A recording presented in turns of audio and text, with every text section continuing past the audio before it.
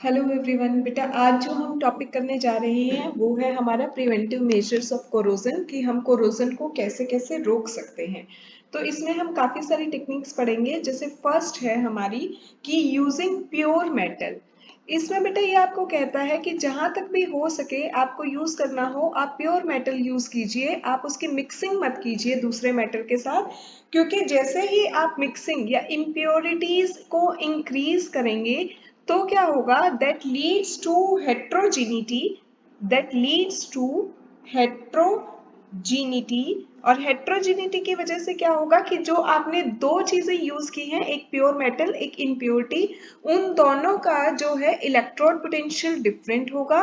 Electrode potential different होने की वजह से उनमें से एक एनोड की तरह बिहेव करने लगेगा और एक कैथोड की तरह बिहेव करने लगेगा, और जो एनोड की तरह बिहेव करेगा उसकी कोरोजन होनी शुरू हो जाएगी।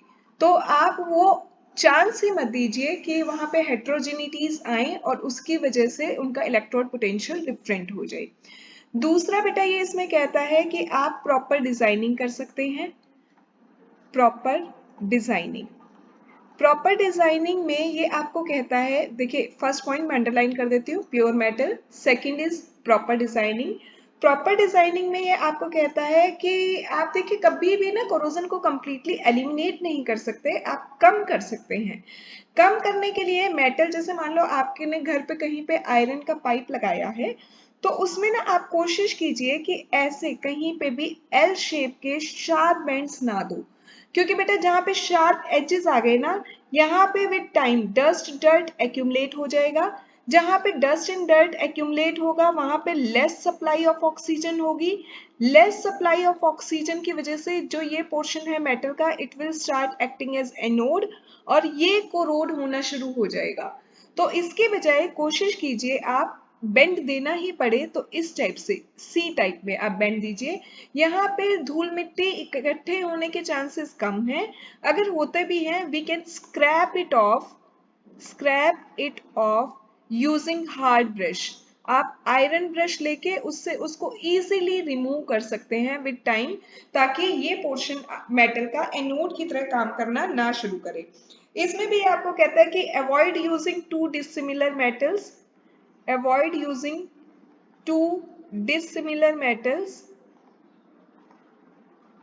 उनको भी कम से कम यूज कीजिए। आप कहीं पे भी आप अगर बाय चांस दो डिसिमिलर मेटल यूज भी कर रहे हैं तो एन इंसुलेटिंग फिटिंग, उनके बीच में रबर वगैरह डाल दीजिए। इंसुलेटिंग फिटिंग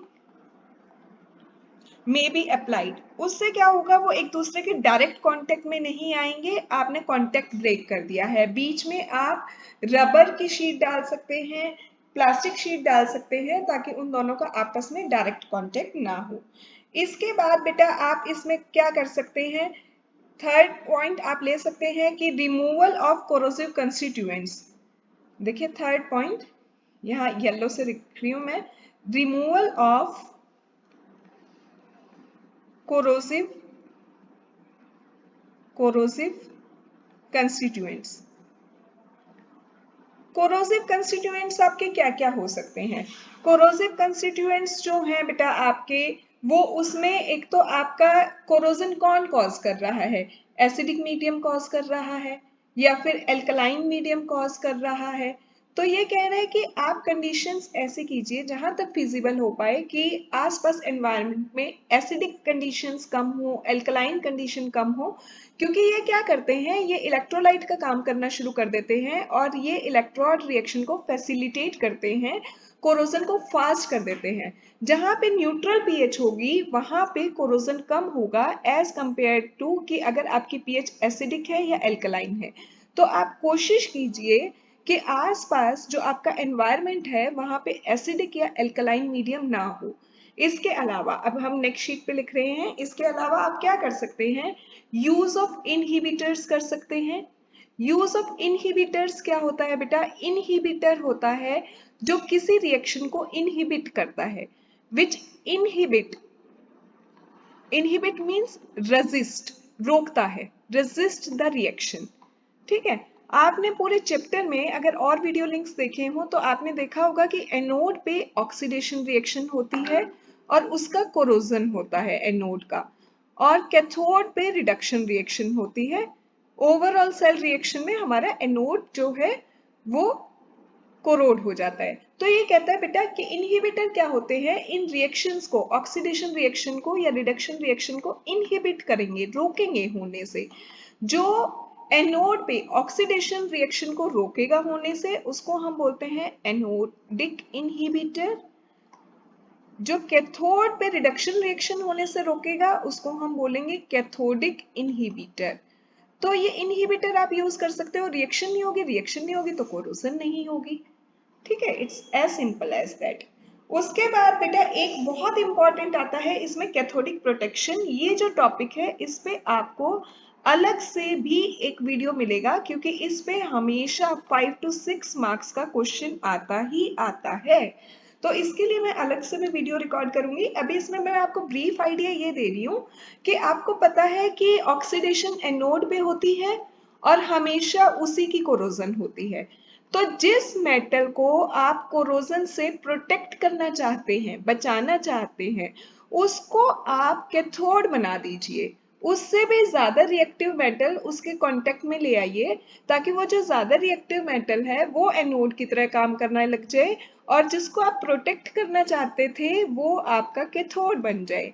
तो कोरोजन तो एनोड की होनी है, जो ज्यादा रिएक्टिव है वो कोरोड हो जाएगा, और ये वाला जो मेटल है जिसको आप प्रोटेक्ट करना चाहते थे ये बच जाएगा। ठीक है, इसके बाद आप कह सकते हैं 6th पॉइंट जो है कि use of protective films. Protective films में ये कहता है बेटा कि आप क्या क्या कर सकते हैं। मेटल की जो शीट है उसके ऊपर आप गैल्वेनाइजेशन कर सकते हैं। पहली चीज, गैल्वेनाइजेशन टर्म सुनी है आपने कभी? गैल्वेनाइजेशन में क्या होता है, जनरली जो आयरन शीट्स होती हैं उनको हम प्रोटेक्ट करते हैं। इसमें एक बेटा जो होता है, आयरन शीट को हम डिप करते हैं, dipped in molten zinc solution, molten zinc solution, और उसके ऊपर मोल्टन जिंक की एक लेयर आ जाती है, एक प्रोटेक्टिव फिल्म आ जाती है, जिससे कि अंदर का आयरन आपका प्रोटेक्ट हो जाता है। इस चीज को गैल्वेनाइजेशन करते हैं। जो नॉर्थ इंडिया से बिलोंग करते हैं वो समझ पाएंगे, गली में ना बहुत सारे, या आप अपनी मदर से या ग्रैंड पेरेंट्स से पूछेंगे तो वो कहते थे कली चढ़ाना, बर्तन के ऊपर कली करवा देते थे, वो आपका गैल्वेनाइजेशन होता था। उसके बाद ये कहता है by surface coating. Surface coating में क्या होता है बेटा, जो सरफेस है आपकी जिसे आप प्रोटेक्ट करना चाहते हो उसके ऊपर आप पेंट कर दीजिए, कोट कर दिया ना आपने, उसके ऊपर आप ग्रीस की लेयर लगा दीजिए, ऑयलिंग कर दीजिए। तो उससे क्या है, वो कोरोडिंग एनवायरनमेंट के डायरेक्ट कांटेक्ट में नहीं आएगा और वो कोरोजन से बच जाएगा। ठीक है, उसके बाद आप उसमें anti rust solutions, anti rust solutions लगा सकते हैं, इनकी फिल्म बना सकते हैं। एंटी रस्ट सॉल्यूशन क्या होते हैं आपके, जैसे एल्कलाइन फॉस्फेट है, एल्कलाइन फॉस्फेट है, या फिर एल्कलाइन क्रोमेट है, एल्कलाइन क्रोमेट। ठीक है, ये क्या करते हैं, ये प्रिवेंट करते हैं मेटल को फ्रॉम रस्टिंग। तो आप इनकी लेयर लगा सकते हैं मेटल के ऊपर, उसकी कोरोजन नहीं होगी। तो ये कुछ मेथड है प्रोटेक्टिव कोटिंग के। और फिर भी अगर आप एक पॉइंट और इंक्रीज करके आना चाहते हैं तो आप इसमें 7th पॉइंट दे सकते हैं, चेंज ऑफ मेटल और modification of properties, modification of properties of metal. इसमें ये आपको कहता है बेटा कि जैसे आप मेटल की प्रॉपर्टीज में कैसे मॉडिफिकेशन लाएंगे। आपने अभी इससे पहले लेक्चर में स्ट्रेस कोरोजन किया था। स्ट्रेस कोरोजन में आप कह रहे थे कि कहीं पे मेटल शीट के अंदर स्ट्रेस आ गया, बेंड आ गया, तो वहां पे कोरोजन होनी शुरू हो जाती है, that portion start as acting anode. या फिर पिटिंग कोरोजन में आपने पढ़ा था कि इरेगुलरिटीज जहां पे भी आएंगी, छोटे छोटे पिट्स बनेंगे, that portion will act as anode and the rest of sheet will act as cathode. ये आपने पढ़ा था पिटिंग में, और ये आपने पढ़ा था स्ट्रेस कोरोजन में। तो ये कहता है कि आप मेटल की सरफेस के ऊपर इरेगुलरिटीज को मिनिमाइज कीजिए, मिनिमाइज इरेगुलरिटीज।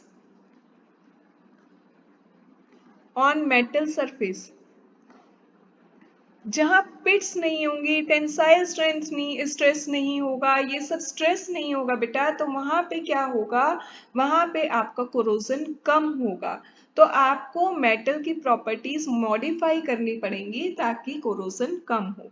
तो ये कुछ प्रिवेंटिव मेजर्स हैं, इनमें से हमने एक जो है अभी जो हमने किया था कैथोडिक प्रोटेक्शन, इसको अगले लेक्चर में हम डिटेल में करेंगे because this is very important. ठीक है, ये आप कुछ पॉइंट्स लिख के आ सकते हैं। ध्यान रखिएगा कि हमें शार्प कॉर्नर्स या बेंड्स नहीं देने होते, नहीं देने होते। उसकी जगह हम राउंड एजेस रखते हैं जहां पे मॉइस्चर या डस्ट डर्ट एक्यूमुलेट ना हो। प्योर मेटल हम यूज करते हैं। उसके अलावा इनहिबिटर्स यूज कर सकते हैं, कैथोडिक प्रोटेक्शन कर सकते हैं, प्रोटेक्टिव फिल्म्स यूज कर सकते हैं, मेटल की प्रॉपर्टीज को एनहेंस कर सकते हैं। This is all about the corrosion preventive methods. Stay tuned for next lecture. Have a good day ahead.